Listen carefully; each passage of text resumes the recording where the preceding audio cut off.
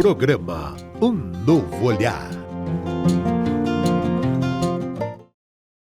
Olá, uma excelente tarde para você que nos acompanha aqui no programa Um Novo Olhar. Eu sou a Michele Rossetto e no programa de hoje a gente está com uma convidada muito especial. Vocês já conhecem ela, nossa querida psicóloga Fernanda Malaquias.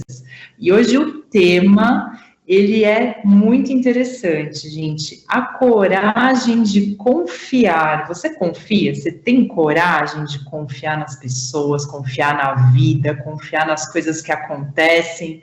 A gente vai fazer um paralelo aqui, porque é especial dia de São Tomé. É isso mesmo, Fernanda? Tudo bem? Bem-vinda. Olá, boa tarde, Mi, boa tarde a todos e todas. Sim, hoje é uma data muito forte, né, gente? É o famoso precisa ver para crer, São Tomé. Olha, Mi, acho que tem grandes aprendizados que ele deixa para nós, viu? Que legal! Não, hoje está muito especial esse programa de hoje. A gente agradece também as perguntas que vocês enviam para nós, porque é através dessas perguntas que a gente faz o programa Um Novo Olhar. Então, muito obrigada pela contribuição, pela participação. E eu já vou começar aqui com uma pergunta da Ana Maria, ela é da Zona Norte de São Paulo, e ela diz o seguinte, Fê: tenho muita dificuldade de confiar nas situações e nas pessoas. Na verdade, percebo que sinto medo de confiar. O que eu posso fazer? Já vamos começar aquecendo aí, Fê. Muito bem, então, primeiro, obrigada, Ana Maria, pela sua pergunta. E é bem interessante, né, isso que você colocou, Ana, porque eu acho que primeiro reconhecer que existe um campo coletivo quando a gente fala de confiança, né? Atualmente, na nossa sociedade, nós temos a tendência de ver pessoas vivendo numa certa preocupação, né, um looping de preocupação, um looping de angústia, né, o medo de tudo, o medo do futuro, o medo de perder emprego, de ser roubado, né, de viver algum furto, de ficar sozinha, de dar tentativas e dar errado, não dar certo, né, fazer tentativas e não ter sucesso. Então, você percebe, é um medo, é um receio de falhar e não dar conta de fazer as coisas, que é meio que coletivo, né? Hoje em dia, se você para conversar com alguém, sempre tem uma pessoa que conta uma história que envolve algum medo, né? Então, eu acho que o medo, alguns autores, pesquisadores falam que o medo, ele pode até, na nossa sociedade atualmente, virar até um estilo de vida, né? Viver em cima do receio, viver em cima do medo. Só que isso acaba nos sufocando, né? Eu gosto de um escritor que ele fala assim, olha, o medo, ele não pode ser jamais o seu companheiro único de viagem. No entanto, ele pode ser uma placa na beira da estrada sinalizando uma curva perigosa no caminho. Olha que interessante. Porque eu acho que aqui, Ana, trazendo para a sua pergunta, fica a reflexão do como você pode focar na função da emoção do medo. Porque o medo é uma emoção. Lembra das emoções básicas? Ainda eu e a Michele, um pouco antes, estávamos comentando daquele filme, né, Divertidamente, que traz a consciência das nossas emoções básicas. E lá não mostra o medo? É uma fofinha, né, a personagem do medo. Eu adoro. Mas mostra como que é a emoção do medo, né? Então, acho que esse é o primeiro ponto, assim, ter consciência do que é emoção.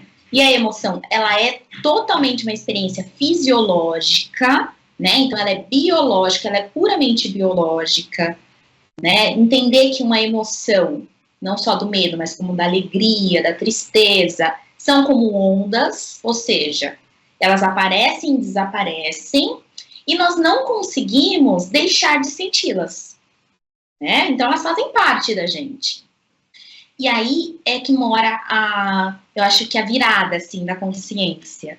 Como que a gente olha para a função do medo? O medo, ele serve para proteger e preservar a nossa vida, né? Então, essa emoção faz com que nós não vamos nos expor a certos perigos, né? Então, quando você fala assim, olha, eu tenho dificuldade de confiar nas pessoas, mas eu percebo que o que me sustenta é o medo, então começa a pensar um pouco mais na função do medo. Pensa que o medo é para te proteger de algum perigo. Então, se você tem sentido medo, qual que é o perigo? Traz um pouco para a realidade. Qual que é o perigo que você hoje está enxergando? Né? E vai fazendo essas autoanálises, essas reflexões, que eu tenho certeza que vai te ajudar muito. E sempre, acho que quando a gente fala também desse receio, do medo, desse contexto que nós estamos colocando, é importante trazer a tríade do que a gente chama de tríade da confiança, que é confiar em algo maior que você, né? Então pode ser a natureza, pode ser a sua religião, pode ser, enfim, Deus, acreditar em você mesmo e também nas pessoas ao redor, né? Que seja uma pessoa, duas, enfim, mas tem essa consciência de como você forma esse tripé. Michele. Muito legal, Fernanda, muito legal essa explicação que você trouxe, porque o medo é exatamente isso, né? Como é que a gente pode entender que ele faz parte, né? Todos nós iremos sentir medo em algum momento da nossa vida, e como você bem disse, o Divertidamente explica muito bem essas emoções básicas que nós temos, e não adianta ficar escondendo isso, né? A gente tem como é que a gente lida, como é que a gente olha, tem até... Eu sempre lembro de um livro que a Delmar indica, que é Tenha Medo e Siga em Frente. Acho que é esse o título do livro. Olha só, né? Tenha medo e siga em frente. Então, abraça o seu medo e vai. Né? Vai com medo mesmo. Não tem aquelas plaquinhas do vai com medo mesmo? É isso mesmo.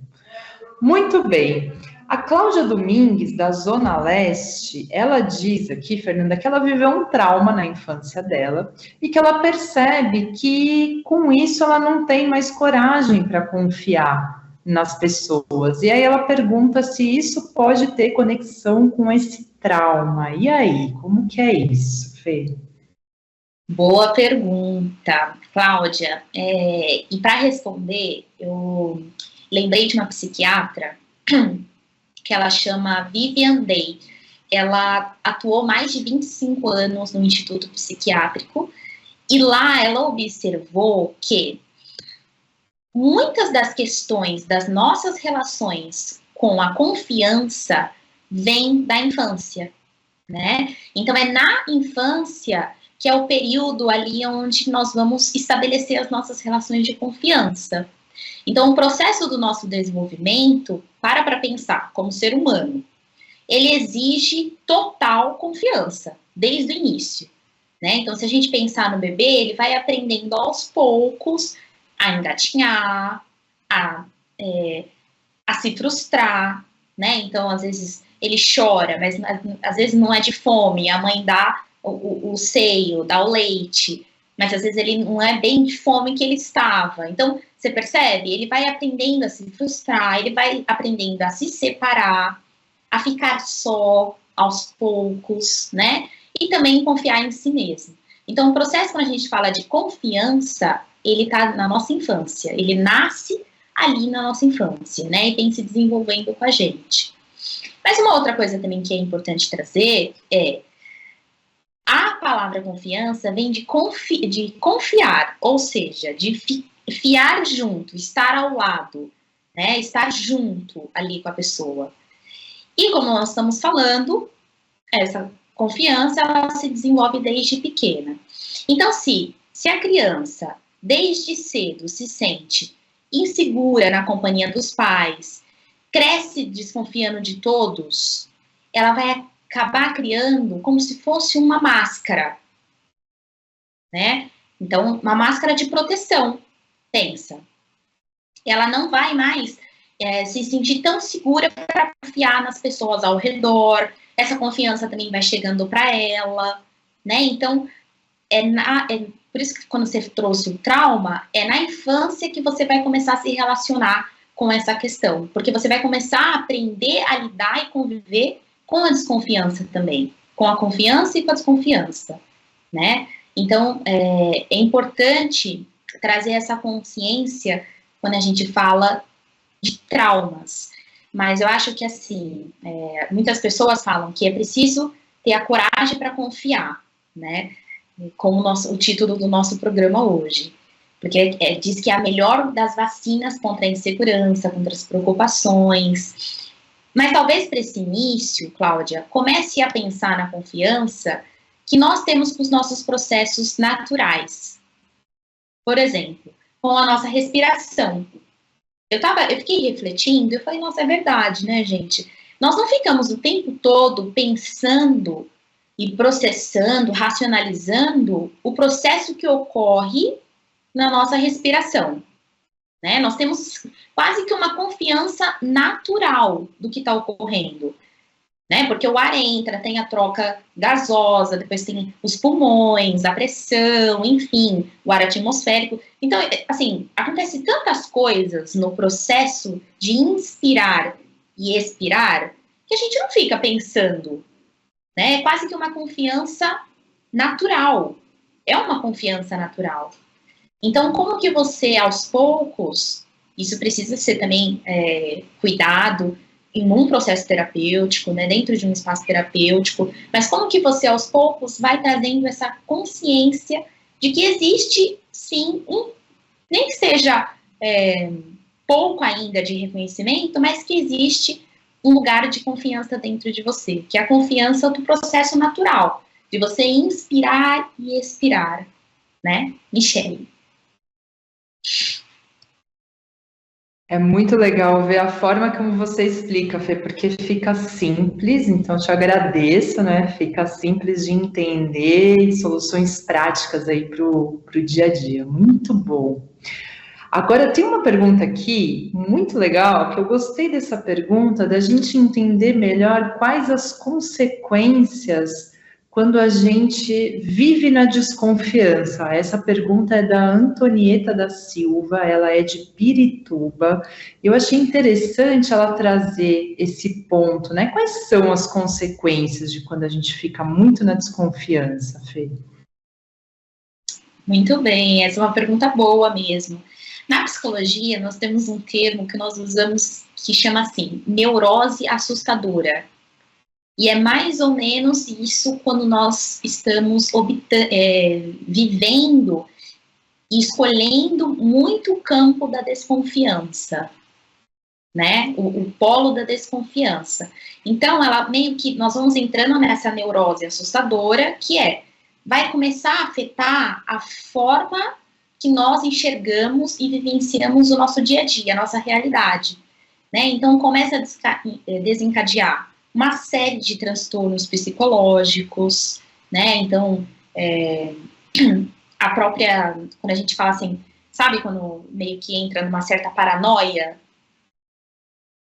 né? Então, são uma série de situações que vão afetando a pessoa a realizar qualquer atividade, né? E ter também um vínculo saudável, que o saudável às vezes tem uma ideia de algo idealizado, perfeito, mas assim, vai afetando essa pessoa a estabelecer qualquer tipo de vínculo com outras pessoas também, né? Então, quando a gente sustenta muito o campo da desconfiança, vai nos desconectando da vida um pouco, né? Porque a vida é esse processo. Eu gosto muito de uma ideia de polaridades, assim, de polos, mas não ou, né? Então, ou eu escolho a confiança ou eu escolho a desconfiança. Não, né? Saber que são dois polos que existem, mas que você pode sim fazer escolhas para como você, né, vai mais para o polo da confiança, como você opta e escolhe mais o polo da confiança. Então, a desconfiança, ela, infelizmente, ela é muito prejudicial para a nossa saúde mental, para o nosso bem-estar físico, emocional e social, né? Porque nós vamos meio que entrando num espaço que as pessoas acabam falando, né? Um espaço escuro, ameaçador, a gente começa a se sentir ameaçado por tudo, né? Nem um pouco confortável, né? Então, acho que aqui tem um ponto de atenção. E sempre, eu gosto dessa ideia, sabe, Mi, da gente pensar em polos. Então, pensa que existem dois polos. E hoje, qual que é a sua escolha? Né? Michele.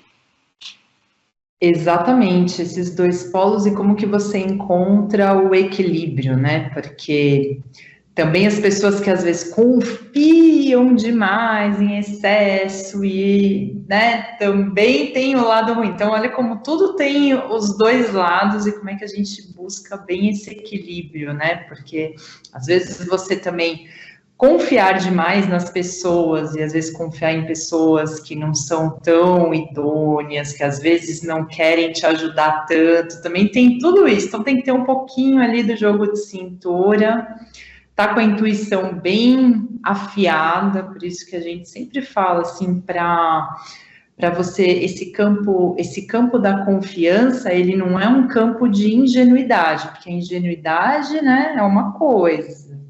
A confiança é outra diferente. A confiança é essa firmeza, você sente no seu coração de fato a confiança. Agora, a partir do momento que você começa a falar, tem aquela pulguinha atrás da orelha, você fala, isso não é tão ruim, só não pode ser muito também, né? Senão, realmente, aí vai para esse lado da polaridade aí que a Fernanda aí explicou, que acaba prejudicando a saúde. Aí você não confia mais em ninguém, você fica desacreditado de tudo, aí vai para um lugar muito ruim. Então, como é que a gente encontra esse meio do caminho, né? Esse equilíbrio de estar nesses polos. E tem ciência atrás disso já, né, Fê? Eu acho que é interessante a gente contar também um pouco de como que a neurociência, como os cientistas, eles estão estudando a confiança. O que você pode falar sobre isso, Fernando? O que a neurociência fala sobre a confiança? Muito bem. Pois é, gente, tem muitas pesquisas já que comprovam, né, que quando nós estamos falando de confiança, envolve a ocitocina, né, que é o hormônio do amor, dos laços sociais, o hormônio também conhecido do prazer, né, então, tem até uma frase que diz assim, a ocitocina, ela é a verdadeira cola das nossas relações sociais. Olha que interessante. Por quê? Ela compõe o nosso vínculo de confiança, né, que nos faz ter, justamente nesse lugar um pouco que a Michele trouxe, né, não de ser ingênuo, mas que assim, nos conecta a gestos positivos, enriquecedores, né, então, quando nós estamos sentindo essa sensação, esse sentimento de confiança, nós estamos liberando ocitocina. Da mesma forma, quando nós experimentamos algo oposto, né, a esse tipo de processo, o nosso cérebro interpreta como uma ameaça. E aí, já não é mais a ocitocina que está em jogo, ele libera cortisol, que é o hormônio do estresse, da ansiedade, né? E tem uma coisa que eu achei super interessante, que eu acho que é bacana a gente trazer aqui, é que na nossa região do córtex pré-frontal, que é aqui nessa parte bem frontal mesmo da nossa testa, do nosso cérebro, na verdade, né, porque é uma região do nosso cérebro, essa área do nosso cérebro está relacionada com as recompensas e as emoções positivas, né? Então é nessa área que nós vamos consolidar as nossas lembranças associadas a essas tomadas de decisões positivas, né, experiências positivas, mas também as decepções emocionais que estimulam a dor de quando sofremos, né, uma queimadura de pele, por exemplo, é tudo nessa área. Então, uma das coisas assim, que eu acho que é importante trazer é que, independente de como, né, algumas pessoas nos tratam em certos momentos, a proposta, talvez, da neurociência, pelo que eu compreendi, é a gente ampliar a nossa confiança, né, porque é necessário mesmo entender que a confiança, ela não é uma atitude, ela é uma atitude em direção à nossa vida no geral, não só em alguns nomes específicos, né, mas é uma atitude no geral. Então, a neurociência traz isso como um convite. Como que a gente olha para a confiança como uma maneira de responder a nossa vida, perante os desafios, perante as pessoas. É isso, bem interessante, Michele. Eu acho fantástico, gente, essas descobertas do nosso cérebro, assim, como ele funciona. E olha que dizem que os cientistas não sabem ainda nem 30%, né? Tem muita coisa ainda para ser descoberta na neurociência, dessa máquina fantástica que é o nosso cérebro, então é muito legal. Muito bem, gente. O nosso programa está quase chegando no final, mas antes eu quero só reforçar a parceria que nós temos, lembrando que todo mundo que é sócio do Clube Amigos da Boa Nova tem 15% de desconto em todos os serviços do Instituto Evoluir. Então, entra lá no site institutoevoluir.com.br, porque tem muita coisa legal acontecendo, tem muito curso, workshop, vivência sistêmica, tem grupo, tem serviço. Se você quiser fazer um atendimento com a Fernanda, tem essa possibilidade. Então, tem muita coisa legal que você pode aproveitar sendo um sócio, e também a gente sempre lembra aí que você pode se tornar um sócio. Clube Amigos da Boa Nova, se você ainda não é, se torne um sócio, mantenha, né, ajude a gente a manter essa programação tão bonita no ar da TV Mundo Maior, da Rádio Boa Nova, e você pode colaborar através do Pix, que eu vou deixar aqui o telefone, que é o 11 97 261 0272, com qualquer valor você pode contribuir, ou, se você preferir, entra no site feal.colabore.org e você vai ter todas as informações para se tornar um sócio e também fazer parte dessa rede de amigos. Muito bem, Fê, eu quero que você deixe agora as suas considerações finais e também fazendo uma ponte de como é que a gente conecta a fé e a confiança. É a mesma coisa, Fernanda? Boa, Mi, sempre, né? Sempre quando a gente fala de confiar, vem a fé, né, junto. Bom, gente, eu acho que aqui tem uma reflexão muito legal para deixar, né, que a fé e a confiança são duas virtudes que se igualam.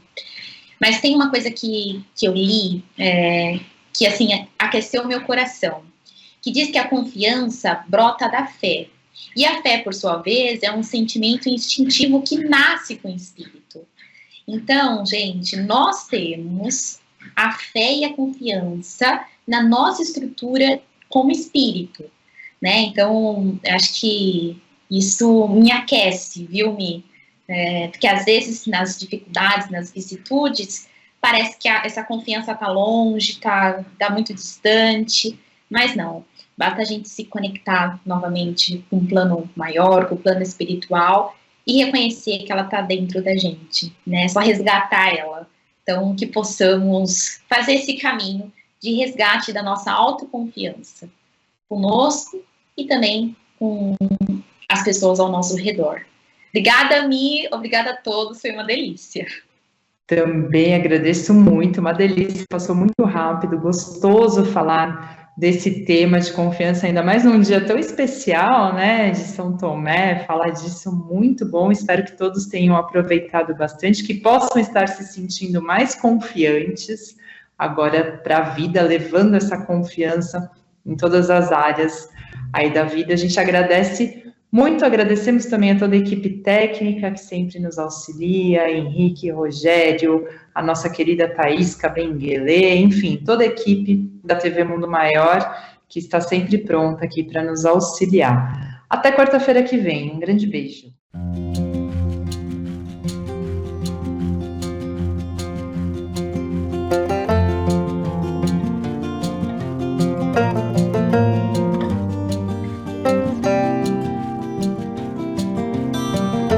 Você acompanhou Um Novo Olhar.